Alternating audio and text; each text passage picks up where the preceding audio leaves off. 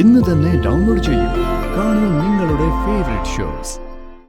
ഇതിന്റെയൊക്കെ പിന്നിൽ നീയാണെന്ന് ഇപ്പൊ ഞങ്ങൾക്ക് മനസ്സിലായി.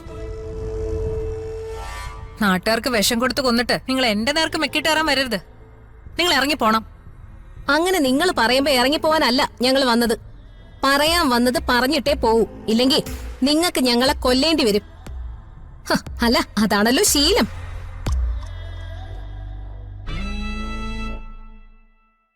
നിന്റെ കരണവടച്ചൊന്ന് തരാനേ എന്റെ കൈ ധരിക്കുന്നുണ്ട്. പക്ഷെ ഈ കുഞ്ഞിന്റെ മുമ്പ് വെച്ച് ഞാനത് ചെയ്യുന്നില്ല. ചെയ്താ പിന്നെ നീ നന്നായി പോയാലോ. അങ്ങനെ എന്റെ തല്ലുകൊണ്ട് നീ നന്നാവണ്ട. എന്ന് നീ ഇങ്ങനെ തന്നെ ജീവിക്കണം. എന്റെ കുടുംബം പോറ്റാൻ വേണ്ടി ഞാൻ കണ്ട വഴിയാ ആ പഴങ്ങിഞ്ഞിക്കട. അതിനകത്ത് വിഷം കലർത്താൻ വേണ്ടി നീ ആളെ വിട്ടു.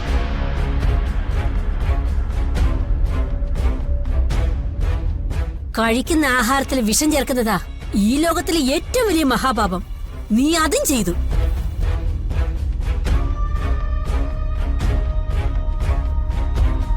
ആ പഴങ്ങിഞ്ഞിക്കട ഞാൻ ഇനി തുറക്കുന്നില്ല. നീ നശിപ്പിച്ചതെല്ലാം അങ്ങനെ തന്നെ കിടക്കട്ടെ. നീ കാരണമില്ലാതായതേ ഒരു ജീവന, ഒരു കുടുംബത്തെ നീ അനാഥമാക്കിയത്. ഡേ, വീട്ടിൽ കയറി വന്ന് അനാവശ്യം പറയരുത്. അനാവശ്യമല്ലത്. അമ്മ പറഞ്ഞ സത്യമല്ലേ?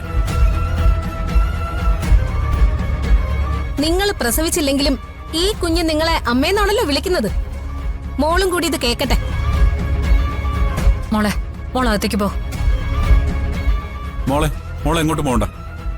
നിങ്ങൾ ആരാണെന്ന് ഈ മോള് മനസ്സിലാക്കട്ടെ. നിങ്ങൾ എന്നെ എങ്ങനെ നിഷേധിച്ചാലും, ഞാൻ നിങ്ങളുടെ അനിയത്തിയല്ലെന്ന് എത്ര ആവർത്തിച്ചു പറഞ്ഞാലും, നമ്മൾ രണ്ടും ജനിച്ചത് ഒരേ വയറ്റില. ആ സത്യം ഇനി മരണം വരെ മാറ്റാൻ പറ്റത്തില്ല. ഞാനിവളുടെ കുഞ്ഞമ്മയാണെന്ന് മാത്രമേ ഞാൻ ഇവളോട് പറഞ്ഞിട്ടുള്ളൂ.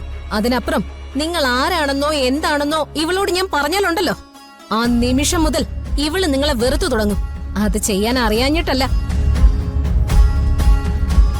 എന്റെ മോളെ മുൻനിർത്തി എന്നോട് യുദ്ധം ചെയ്യാന്ന് നിങ്ങളാരും കരുതണ്ട. നടക്കില്ല. ഇവളെ എന്റെ മോളാ. ആരുമില്ലാത്ത ഈ കുഞ്ഞിനെ അനാഥാലയത്തിൽ നിന്ന് ദത്തെടുത്ത് വളർത്തി അമ്മയെന്ന് വിളിപ്പിച്ചതുകൊണ്ട് ഒരു മഹാപാപത്തിൽ നിന്ന് രക്ഷപ്പെടാൻ നിനക്ക് പറ്റത്തില്ലടി. എന്റെ രക്ഷ തീരുമാനിക്കുന്നത് ഞാനാ. നിന്റെ അഹങ്കാരം കൊണ്ടുള്ള തോന്നലാത്. ഇന്ന് നിനക്കുള്ള എല്ലാ സമ്പത്തുകളും, നീ അനുഭവിക്കുന്ന സൗഭാഗ്യങ്ങളും എല്ലാം സേതുവേട്ടനെ കുടുംബത്തെ ചതിച്ച് നീ നേടിയതാ. നെഞ്ചു പൊട്ടി മരിച്ച സേതുവേട്ടന്റെ ആത്മാവ് നിന്നോട് ഒരിക്കലും പൊറുക്കത്തില്ല.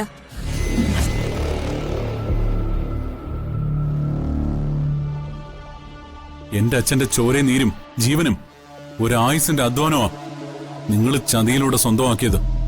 പഴയതൊന്നും പറയാനും കേൾക്കാനും എനിക്ക് താല്പര്യമില്ല. മര്യാദയ്ക്ക് എന്റെ വീട്ടിൽ നിന്ന് ഇറങ്ങിപ്പോ.